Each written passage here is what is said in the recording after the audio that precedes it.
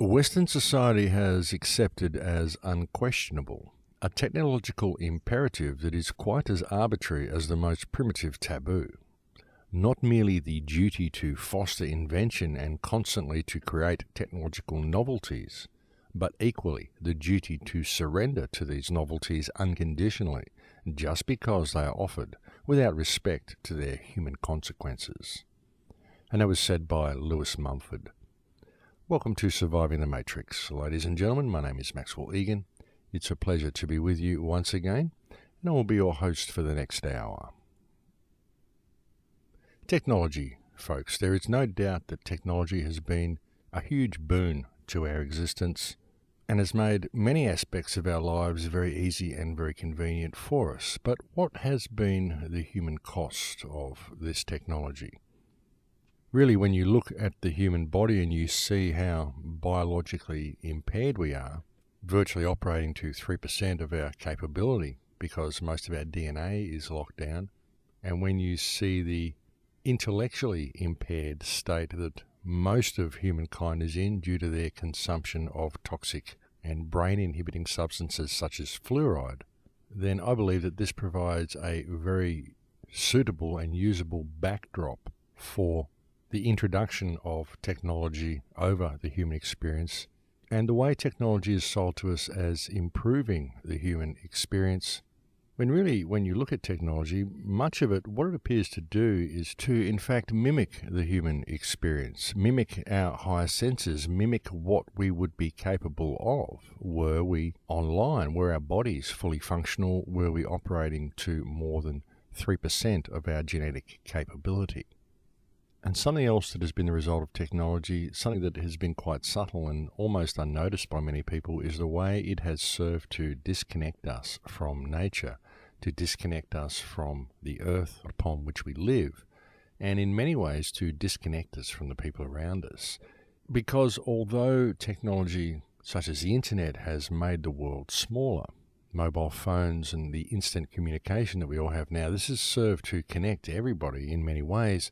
But because with many people technology is in fact the preferred means of communication, it has served very much to impair people's ability to develop normal life skills and normal hands-on, one-on-one communication with other individuals around them. Very often you will see kids, teenagers in the same room texting to each other because they feel far more comfortable doing so than they do actually communicating face to face. And one of the big dangers that we're seeing develop from this, folks, is that even in everyday life, people are immersed in a virtual world.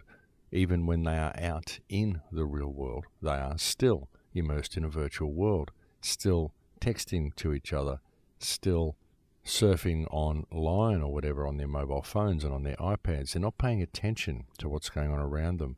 And because there is so much information online, some of it relevant and some of it completely irrelevant, it's served as a huge distraction to global events. It's served as a huge distraction from what's going on around people. People simply don't know what's going on in the real world because they're too busy locked into the virtual world. And the virtual world is all about usually the latest trend, which clip of a dog on a skateboard is gone viral, and who's got the latest hairdo.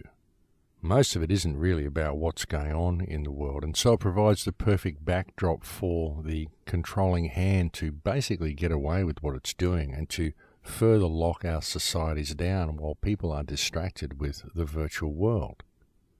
Take England, for example. I mentioned a few months ago on the show that they'd actually made it illegal in England to be homeless.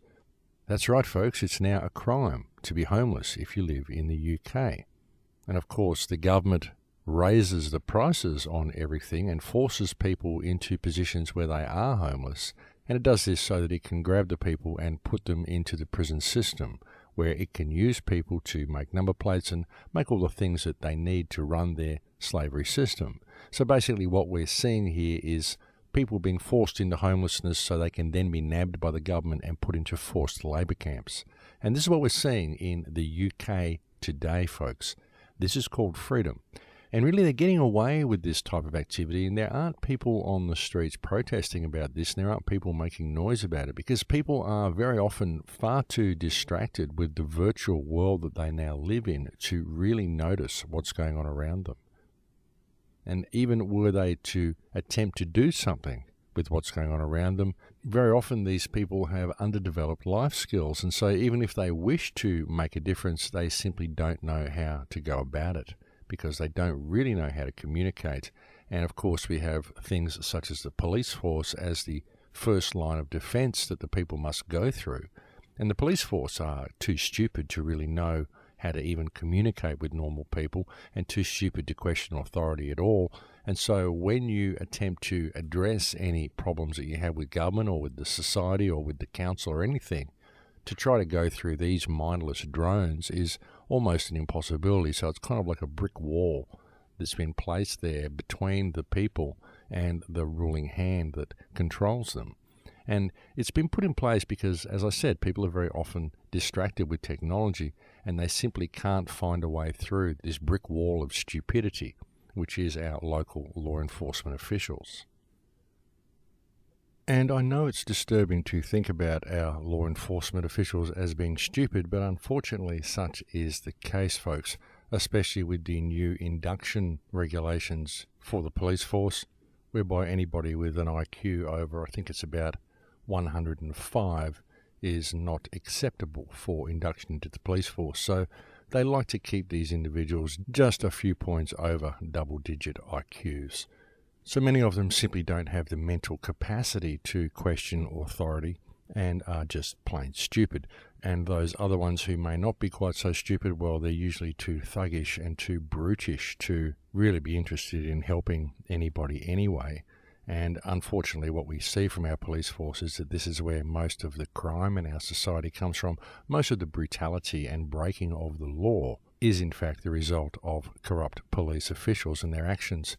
Just recently, for example, we saw the case of a man by the name of Adam Tucker, who was kidnapped by the state police in Victoria and incarcerated in a mental facility simply because he had information which may have led to the release of a man called Andrew Snowden, who was kidnapped by police in Queensland and placed into a mental facility.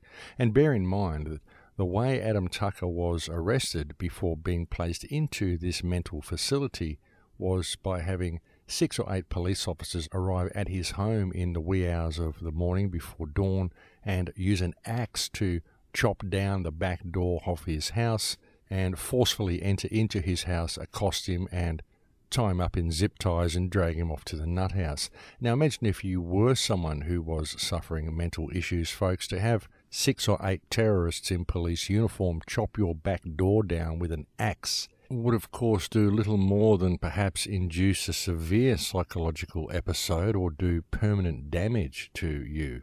I mean, let's face it, folks, chopping someone's door down with an axe is hardly the way you would treat someone with a mental problem. So just bear that in mind when you look at this case, folks, because the actions of the police were completely and utterly uncalled for. I mean, overkill to the highest degree. You don't use an axe to knock on someone's door, not unless you are a terrorist, and this is exactly what modern police are, as unfortunate as it is to say so.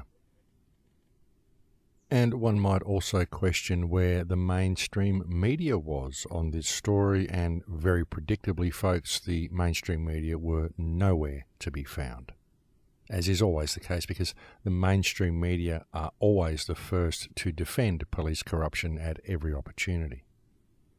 You see, it's all part of the same system, folks. The mainstream media does not report the news anymore, but simply functions as the propaganda and public relations arm of government. Forget about any real journalism, folks. That simply does not exist within the mainstream media anymore. And if one does wish to see journalism, then the only place they're going to find it, of course, is online from the alternate media.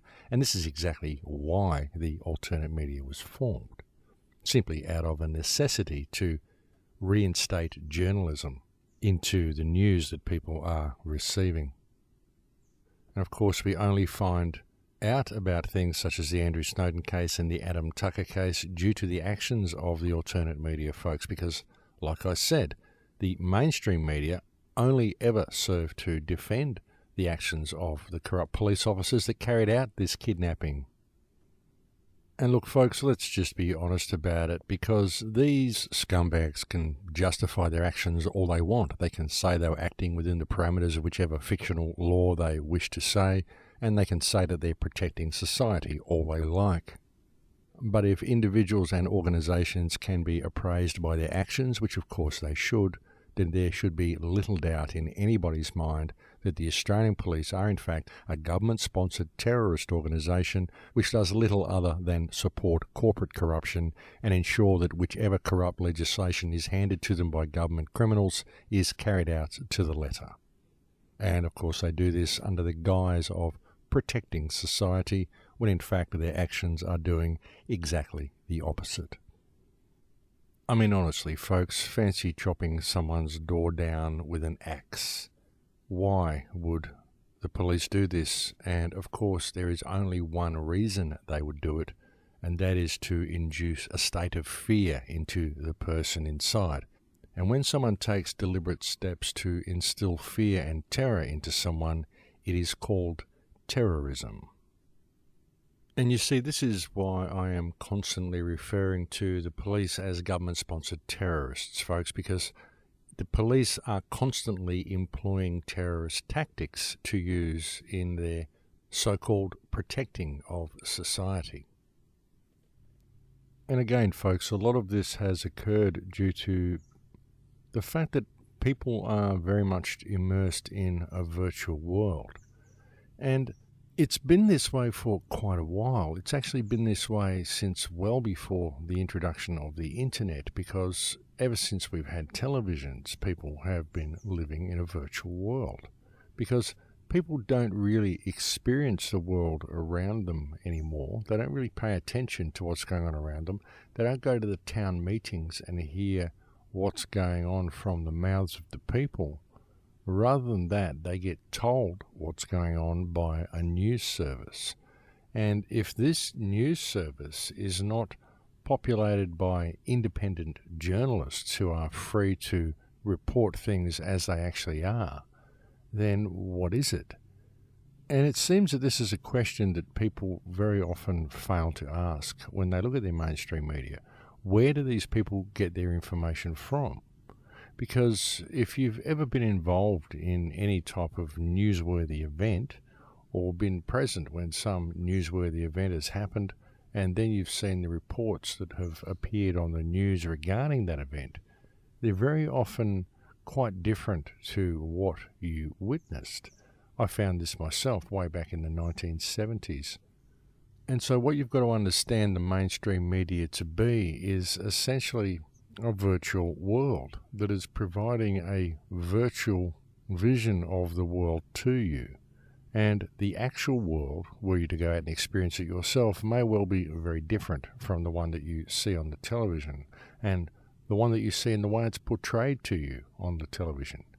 The Middle East, for example, the way the Middle East is portrayed to people in Western nations is very different to what the Middle East is actually like. The way the people of the Middle East are portrayed is actually very different. I mean, and look at America as well. Look at the America that is portrayed to the world on the television, in the movies, and it's actually very different to the America that you experience were you to live there or to go and visit the place. And so again, it's a virtual world that you're experiencing, because you're getting reality basically dictated to you by a little box in the corner of your screen that tells you that this is what the world is like. And very often we don't go and experience the world ourselves to ever discover anything different. And if we do go and experience the world, if we go and travel, we go to little designated travel places that we're allowed to go. They have the little tourist areas that they have all around the planet. You'll notice that if you've travelled a lot, that it doesn't matter where you go, everywhere you go is the same as everywhere else, because they have these little tourist areas there where they've got the same tourist shops, the same chain stores, the same things for you to experience everywhere you go. So it keeps you safe from the local culture, keeps you safe from ever finding out that the world could be any different to what we perceive it to be in the West. And the parts that are different are unsafe, and Westerners shouldn't go there because we should stay away from these uncivilized places. And this is the way the world is portrayed to anybody who has ever travelled the world as a tourist. That's why I think when you travel, it's important to leave the beaten track and just go where you will and really have a look at the place. But what I'm getting at here, folks, is that it's important to experience the real world rather than the virtual world. And this is in regard to every aspect of your life, really. Because when you're looking at society around you, when you're looking at what's going on in the Middle East, when you're looking at what's going on with the wars, when you're looking at the whole economic situation, the political situation, all you're really doing is getting what you're fed from the television.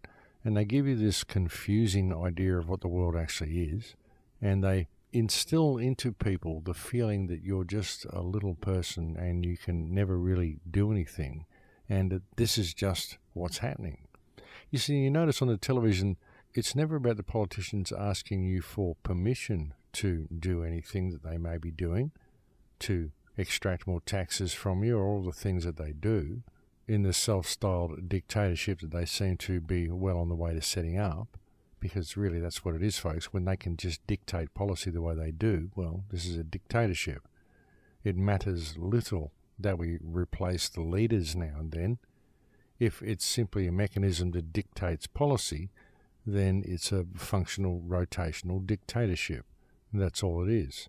We just elect new CEOs for the dictatorship mechanism, and they let us do that because it gives us the illusion that we have a choice in the matter.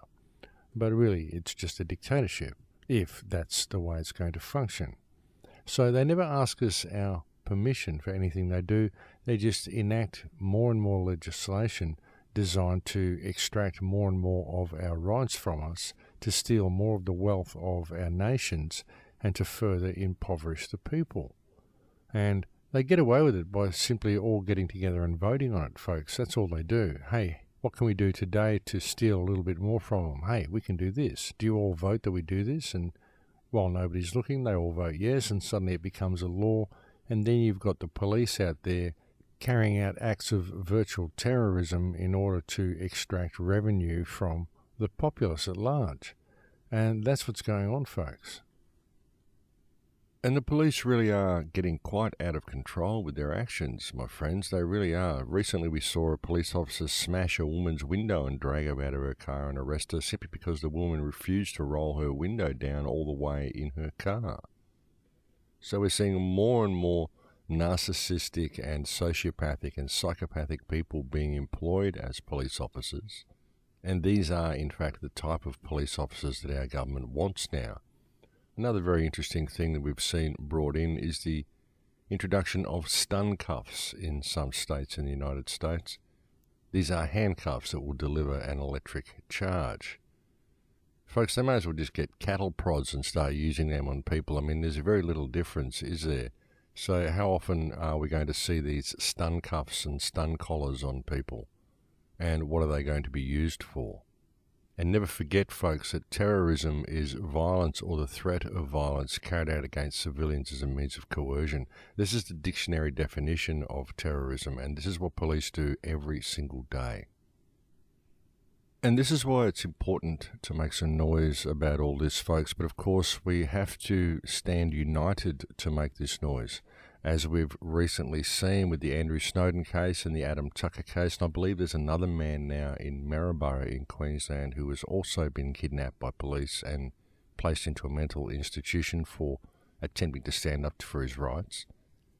This is the danger that we face by attempting to stand up against this system on our own, which is why it is so important to put down the stuff you have with the people around you, break down the barriers and the division that you have with your neighbours and the people within your society, and build bridges to these people.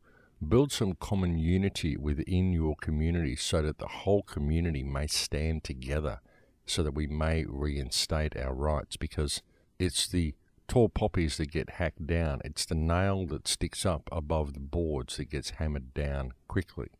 And even though these people that are standing up now are paving the way for freedom for the rest of us, it is very likely that they will spend the rest of their lives in a state of incarceration or victimization, simply because they were the first ones to stand up. This is why it is so important for us all to stand united as a community. There's nothing to fear by uniting with your community, folks.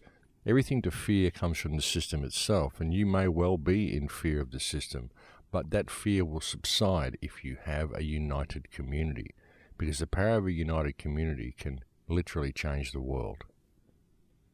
We just have to put down our stuff in order to make it happen, folks. We've got to realize that all of the stuff that we've got with our community, all of the stuff, the division that we have with our neighbours, this is all contrived. It's all programs. None of it is real, none of it is necessary. Most of it is based on contrived parameters of social division that have been inflicted over our consciousness and superimposed over our mentality. None of it is real. Strip all the social standing and monetary value away from people, and you find people that are all just the same as each other. They have the same wants, the same needs, the same desires, the same basic requirements for life, and we need to see that and recognize that in people, and we need to honor that in ourselves and honor that in others so that we can honor our differences, honor our own uniqueness, and honor everybody else's uniqueness, and stand together to express our creative potential and create a better world than the one we currently have, and change the direction we are currently going in. It's up to us to do it, folks. Nobody else is going to. And if we don't do so, then the chance for this to happen may well be lost forever. And this is why it's important for people to pay attention. It's important for people to get out of the virtual world. It's important for people to break down the division in their community, break down the division they believe they have with their neighbours, break down the social division they perceive to be real. Because all of it is programs, folks, and we are in a very, very precarious situation. If we had government and we had police whose goal was to protect society, we wouldn't be in the state that we're in. But we don't. We have government who is determined to steal the wealth of society, and we have police who are not intelligent enough to question the actions of government, and who are programmed to be violent, programmed to be intolerant and lack empathy, and even screened so that these are the type of people that are being inducted into the police force, and then they're given weapons and they're told to go out and to enforce corporate corruption. And that's what they're doing. And the government is always calling for more and more police, saying they need more and more police, and so the police population is rising dramatically. And these people are thugs and brutes who have deadly weapons on their belts, and they are going out and inflicting themselves upon society in the worst ways imaginable. And the only people who can combat this situation, folks, are the people themselves. The only people who can do anything about it are us. The governments aren't going to do anything about it. The governments are creating this situation themselves. And it's no good standing up as a single protester and attempting to deal with the situation through court or anything like that, because we've seen what's happening. What we need to do is have a united community. We need to go to public meetings. We need to go to council meetings. We need to go to town meetings. We need to go to any type of meetings that we're seeing, any type of meetings that are being staged, and we need to start raising these issues with the local community, because it's important that the local community get informed on what is happening to our society. And sure, bring the council members and police members along. Let them hear what we're saying as well, because these people need to know. I'm sure there are many people within the police force that actually do have some intelligence and would be interested in the concerns that society has towards the actions of police. But they need to understand that we're not going to take a backward step to them. They need to understand that we're having these meetings in order to address these problems. We're not just here to talk about them and to tell the police that we're not happy with their actions and to have the police say, well, we're sorry, but we have no choice, we have to do this. We need police to step above the fiction and to realise that they are people just the same as everybody else, and that if the people that we elect to positions of trust, namely the politicians, are enacting legislation which is giving the police the rights to basically use terrorism against the general population, then these politicians who are enacting this legislation and daring to call it law need to be removed from office and held accountable for their actions. And who are we going to get to do that if the police won't do it? Because that's who should do it, because that's what we employ the police to do. We actually employ them to look after society and to protect society and to ensure that criminals are put out of action and that society is kept safe and free from assault and intimidation by outside forces. And really, folks, all the assault and intimidation that the people within society are subject to comes from government and police, and that's what we need to address. And so, go to these meetings and invite the police and council members along so that they do hear our concerns and so that they do hear the direction we are going to take the world now. And it's important that we have that type of an attitude as well, folks. It's important that these people understand that this is a direction we are going now. We're not holding a meeting in order to ask permission. We're not holding a meeting to petition government to please do what we ask them to do.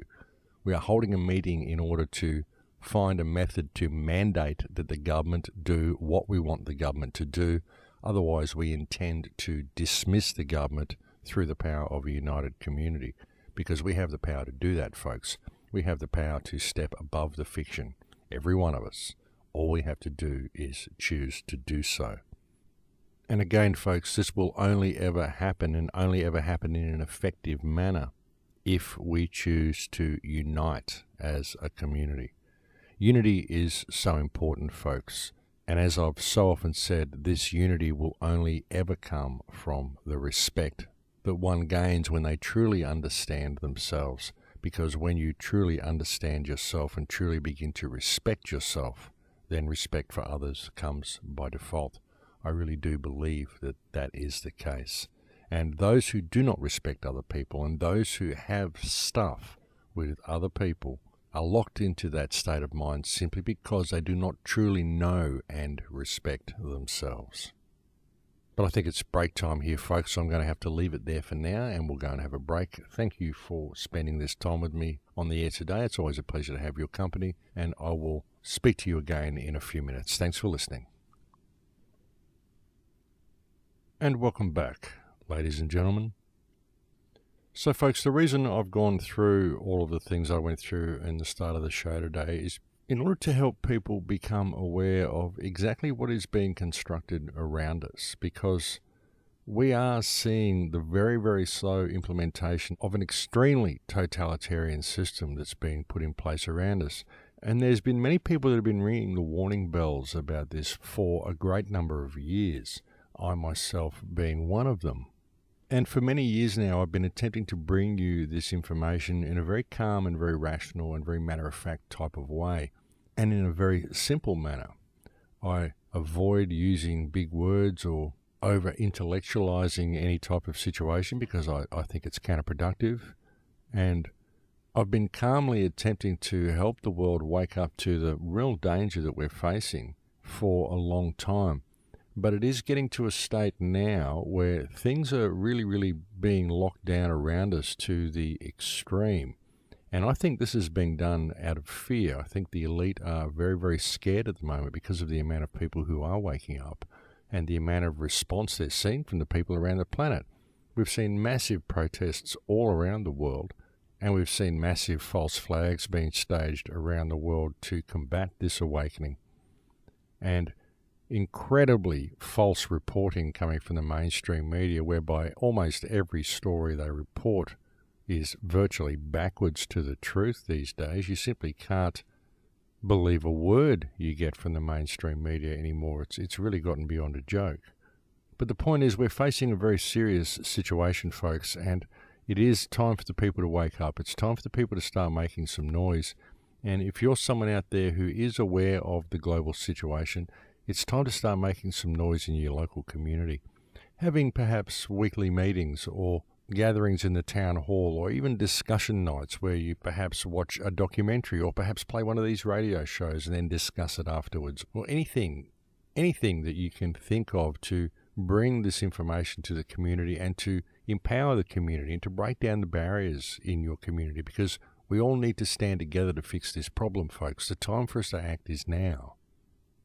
I mean, our governments are just out of control, folks. They really are. They're going from the sublime to the ridiculous. Here in Australia, the new sociopathic Prime Minister that we've got, Tony Abbott, and this man is an absolute sociopath, folks. I'm sure that if you looked up sociopath in the dictionary, there would likely be a little picture of Tony Abbott right there in the dictionary, simply in order to illustrate the term, because the man is a textbook sociopath.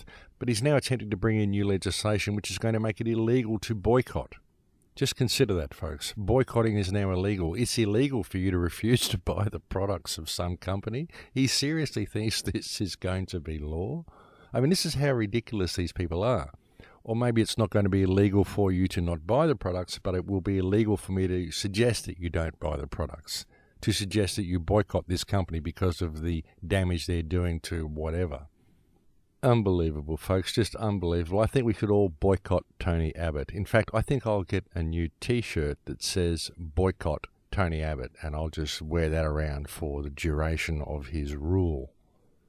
I mean, it's just, it's beyond a joke, folks. This is what these people are doing. They're doing every single thing they can to try and control people. You know, there's fines now. You get fined if you leave your car unlocked.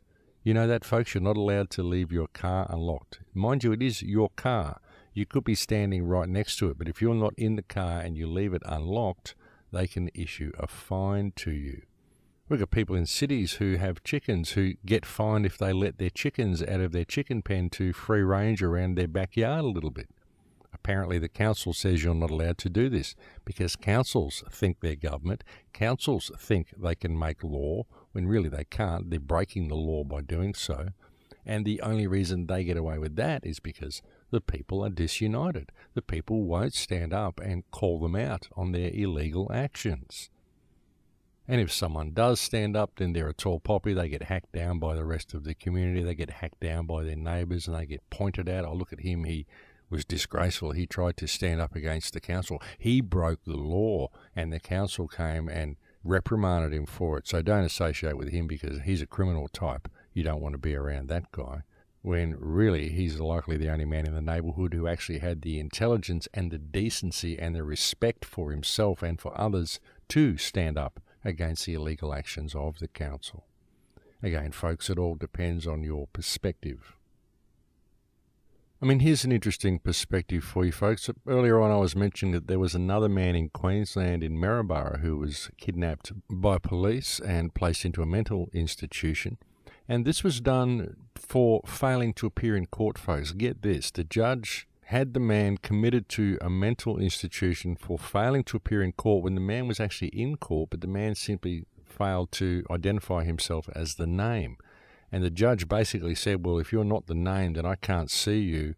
And because you're saying you're not the name, then you need to be arrested under the Mental Health Act. I would suggest that if the judge couldn't see the person who was standing right there before them in the court simply because the person didn't say they were ink spots on a piece of paper, then it is the judge who should be arrested and imprisoned under the Mental Health Act. Again, folks, it's just a matter of perspective. But this is how much these people are abusing their power. They're literally using these type of excuses to incarcerate people who are choosing to stand up against the system. And you can see where it's going. Look at the new homeless laws in England. If it's illegal to be homeless, what happens when you're evicted? What happens in that space? If you're a person who has spoken out against government, what happens in that moment when you are evicted from your accommodation and you are on your way to someone else's place to be looked after? You're on your way to find new accommodation. What happens in that instant when you're thrown out of your house if you cannot give the police a fixed address where you currently live? What happens when the legislation to incarcerate people for being homeless is not required to go through court? What happens when a police officer can simply arrest someone who is homeless and incarcerate them right there on the spot for being homeless? What happens? When the law has been taken to that degree, if it hasn't already, then what happens in that moment, that initial first moment when you are kicked out of your house by the bank and you are homeless in that moment? Will this give the police the ability to simply arrest you as soon as the bank throws you out and lock you straight into a labour camp? Of course it will. And don't think the police and government wouldn't do this, because the fact is that they would love to do this, because this is their ultimate plan. And this is how they intend to deal with anybody who chooses to speak out against the slavery system. And that's why they're coming down so hard on these people now. This is why they're putting people in mental institutions for attempting to claim their rights in court, because they want to make examples of people. And they know that they need to do this before the community unites, because once the community unites, it's game over for the rulers. And that is why it is so important for us to pay attention, and why it is so important for us to unite as a community and to address this problem now. Because if we don't, and we choose to simply turn our backs on it, then it's just going to get worse, and it's going to get to the point where the people around you in the community are just too frightened to ever stand up.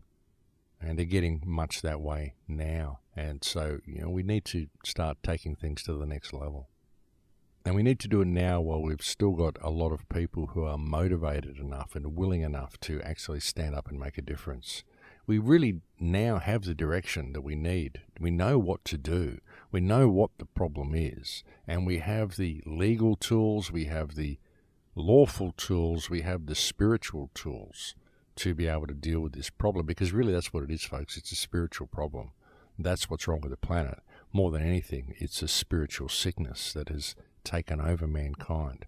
And we need to rectify this problem while we still have the numbers to do it. And I believe that the numbers are growing, actually, folks. So it isn't a matter of while we still have the numbers to do it. It's while we still have the courage to do it, while we still have the motivation to do it, because the numbers are growing, and the numbers will continue to grow. The more and more the government attempts to lock things down, they will just continue to grow as a result of the lockdown. The government is actually working about bringing about its own demise through its totalitarian actions, because they're just making too many mistakes now, folks. It's becoming far too obvious what's going on here, and it's causing the people of the world to wake up in ever increasing numbers. And so now more than ever is the time for people to act.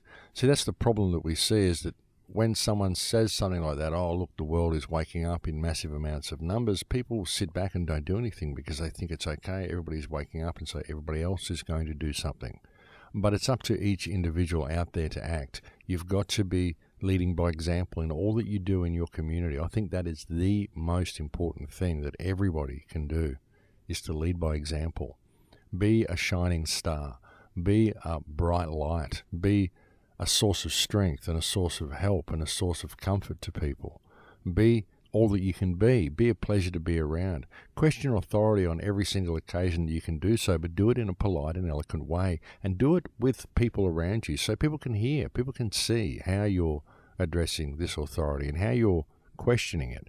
And when you speak to police officers, and when you speak to lawyers, and when you speak to council members and politicians and all of these people, speak to the actual people. Don't speak to their office. Speak to the man or the woman within the costume. Forget about the costume. Speak to the human being, because that's what they are, folks.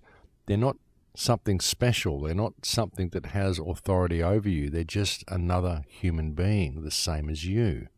They are just a unique expression of creation, and they have their perspective of creation, and they're wearing that uniform, and they have the perspective that they have because they're trained to be that way.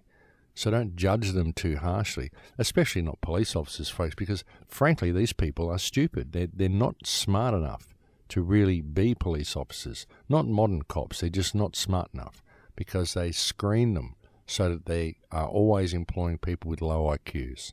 So you can't really attempt to argue with these people or present anything logical to these people. You've just got to try to be polite to them and get to their human side, because some of them do have a human side.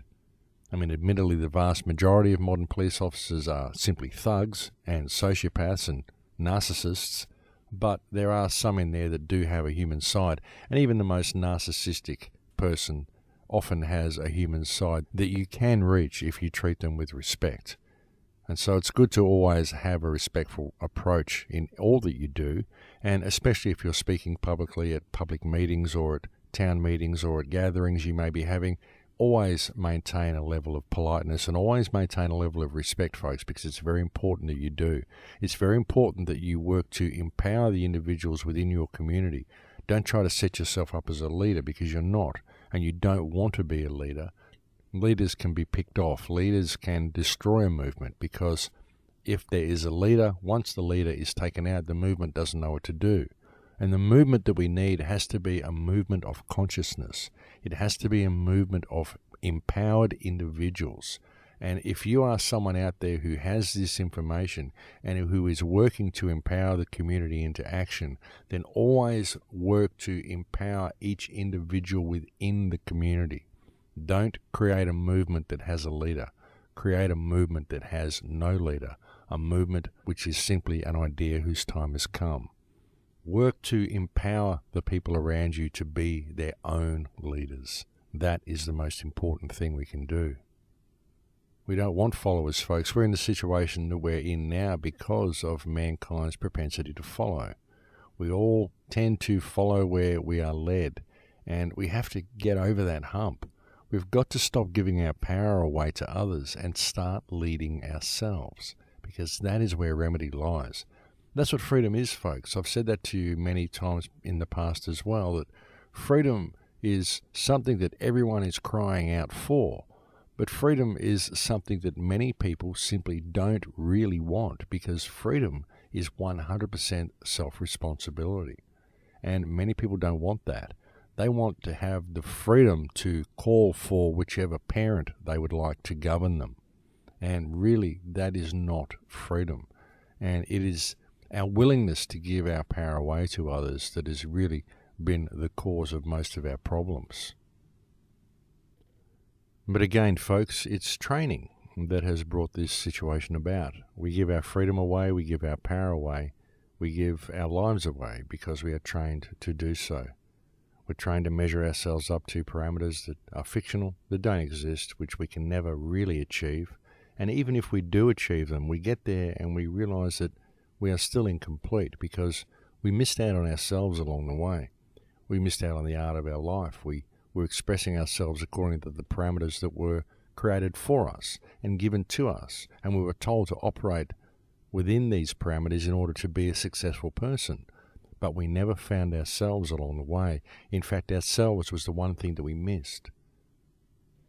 Many people may get to a position in life where they are vastly successful financially, but they really never achieved that special thing, that special spark that was in their heart when they were a child.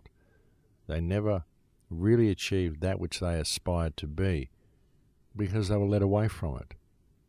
As I said earlier, what we face really, folks, is a spiritual sickness. That is what has created the need for us, or the willingness of us, to give our power away. That is what has created the need for government. That is what has created so much of the sickness in our society. We've been led away from the art of our lives. We've been led away from nature. We've been led away from what is truly important and what is truly valuable. And we've been given toys and trinkets and technology and stuff that we perceive has value because it entertains us. It keeps us distracted. It keeps us busy. It keeps us in a state where we're not paying attention to ourselves. We're not paying attention to the world around us. We're caught up in the latest fad, and so we believe we are happy. But then we get through life and we realize that it was all just a facade. It was all just a game. It was all a clever ploy to lead the world to where it is now, and to ensure that no one ever questions their captors, no one ever questions their captivity, no one is even aware of their captivity. And yet all of mankind is held captive. All of civilized man is held captive anyway. Every man, woman and child on the planet is held in a prison without walls, without bars, a prison of their mind, and a prison of perpetual debt slavery that ensures that people must participate within the system, otherwise they will be forced to live in a dispossessed state. Because all of mankind has been dispossessed from their true heritage, which is this wonderful earth that we live on, this planet of abundance that provides all we could ever need right here for us, all for free. But we've been led away from that, and we've been kept in a gilded cage that we cannot perceive with our five senses. And this cage is quite literally a cage of commerce that has been superimposed over our reality, whereby every one of us believes that we must pay, we must collect paper to have everything that nature provides for us. And as I've said so many times recently, this is a very, very powerful program that has been superimposed over people's minds. It's very difficult for people to break free of the commercial reality once it has been inflicted upon them. Many people cannot imagine life without commerce. And I was speaking to a friend the other day. He said to me, this is because the money system, the financial system, is actually based in Kabbalistic principles. It's all based on the Kabbalah. Apparently, that's where it comes from. This would make sense, as the Jewish system of usury is the real problem here, and so it doesn't surprise me that the monetary system itself and the whole concept of money itself would be based on Kabbalistic principles. But I think there's a better way, folks. I don't particularly know what that way is, but I think we are going to find it once we become aware of the inherent flaws in the way we do things now. Once we become aware of the inherent flaws in this financial system, perhaps we will think up another one. And hopefully it will be one that is not interest-based, that will eventually lead us back to a point where we realize that we don't need it at all. Personally, I can see a world with no money that would be much, much more functional than the one we currently have. It's very difficult for me to explain it to you, because if you can't see it for yourself, then you'll probably never figure it out. And the only reason that you wouldn't be able to see it is because of the commercial system that's been superimposed over your mind, because, as I said, this is an extremely difficult program to break. But I personally can see what the world would look like without money, and I think it would be a truly wonderful place. And no, I'm not a communist for saying that. I'm not any type of ist. I don't believe in any type of ism. As I've often said, the only ism that I would put my hand up to say that I believe in would be free-ism, if you could even call such a thing an ism. But that would be the only ism that I would be interested in, folks. I think any other type of ism would simply be ismism, and that is something that I just don't do. But folks, look, I think what I'm attempting to say with this show here is that it's important for people to pay attention to what's going on around them. It's important for people to get involved, and you don't need to join any ism or go down the path of any movement in order to do so. All you have to do is become aware of the global situation, become aware of the national situation, become aware of the situation in your own country, in your own town, in your own neighborhood, and apply yourself to the world around you. Getting to know your neighbours is a huge part of it, and always coming to the defence of your neighbours and the defence of your friends if you see them suffering any abuse at the hands of this system. If you see anybody in your community suffering abuse at the hands of this system, it's important that you stand up for their rights and go into bat for them with everybody else. It's important the whole community stand up in these situations, because if you see someone in your community getting fined for having chickens free in their yard, this means that you can't have chickens free in your yard. And if you're the sort of person who thinks, oh, well, they should be fined for having the chickens out in their yard, then I suggest you get a life and wake up to reality, because you would only feel that way because you enjoy seeing authority being inflicted upon someone else, because it makes you feel better about the slavery system that you live within that you fail to admit to yourself. That's the only reason anyone would like to see someone around them being victimized by authority, folks, is because it makes them feel better about the authority that victimizes them constantly, that they are too scared to face. And this is unfortunately a very sociopathic trait that has been installed into most people via the mechanism of this system, by the mechanism of the education system in particular. It's very sad to see people that are that petty and that vindictive against other people in their neighbourhood. But what I'm trying to say here, folks, is that if there is one person being repressed, then it is everybody who is being repressed. If there is one person who is having their freedoms removed and their rights taken away from them, then it is everybody who is having their freedoms removed and their rights taken away from them. Because what applies to one applies to all. That's the thing, folks. And we have to remember that the people that are doing this are not our rulers, they are not our controllers, they are simply public trustees that we appoint to manage our infrastructure for us. They're abusing their power, they're in breach of trust, they're stealing the wealth of the nation. They're doing it in every Western country, and they're getting away with it because we live in disunited communities. And that's why I've pushed this message so hard for so many years on these shows now, because it isn't until you wake up to yourselves out there and start putting down your stuff with people and start uniting as a community, stop chasing commercial goals and trying to indulge in commerce all the time. Stop trying to set yourself up as being commercially viable and having a good business, and start participating in the real world and participating in real life and helping real people around you, and you'll make a difference. But if you're going to choose to immerse yourself in commerce and always do things from a commercial perspective and from a commercial motivation for your actions because you expect monetary gain or financial security from your actions, then you're just being part of the problem and you're just helping perpetuate this system of slavery. So you've got to step above the commerce, folks. I mean, sure, we need to collect the paper we need to survive at this particular time in life. We do. It's an unfortunate fact of life. But don't make that the motivation in your freedom fighting. Don't make that the motivation in your environmental practices, in your building of community around you, because if you do, all you're going to do is create a wedge in the community and you're going to further divide the community. Don't use financial incentive as inspiration for fixing the planet, is what I'm saying, folks, because you won't find any remedy in anything commercial. You have to be in your heart, in your actions, and you need to be operating from a real heart space and a real center of compassion for the world and a real center of empathy for the people around you in order to have any real positive effect. And it's important that people really do pay attention to the energetic state that they're in all that they do. I think that's something that is most important, folks, and it's something that many people just fail to look at and fail to pay attention to.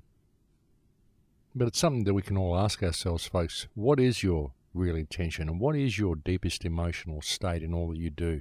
What is your deepest motivation in all that you do? Because if you find that it's centered in commerce, then, well, you're on the wrong track right from the start, because commerce is what we really need to get away from more than anything else. Commerce is the source of most of our problems. As I mentioned on the show last week, folks, you can trace the source of all wars, all pollution, all social degradation, homelessness, starvation, the destruction of the rainforests and the environment in general, the pollution of our groundwater. You can trace all of this back to a common cause, which is the imposition of commerce over the human experience and the need and willingness of mankind to always support the economic model above the needs of mankind.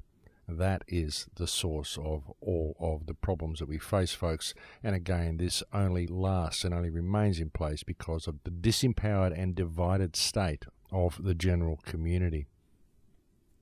Look, I think we're at the end of the show here, folks, so I'm going to have to leave it there for now. Thank you to anybody who's ever helped me. Thank you to anybody who's ever made a contribution to the website. Thank you for the kind emails that you send me. Thank you for the spate of books that I've received recently from people as well. Unfortunately, I don't know who sent a lot of the books because there wasn't letters in there, and so I'm having trouble replying to the people who did send them to me, but I'm sure if you're out there listening, then you know who you are, and you can rest assured that your packages did arrive, and I am very much enjoying the books that you sent me, so I thank you very much for that. But I'm completely out of time now, so I'm going to have to leave it there, folks. Thank you very much for joining me on the air today. It's always a pleasure to have your company, and I will look forward to speaking to you again next week. Please take good care until then. In Lakesh.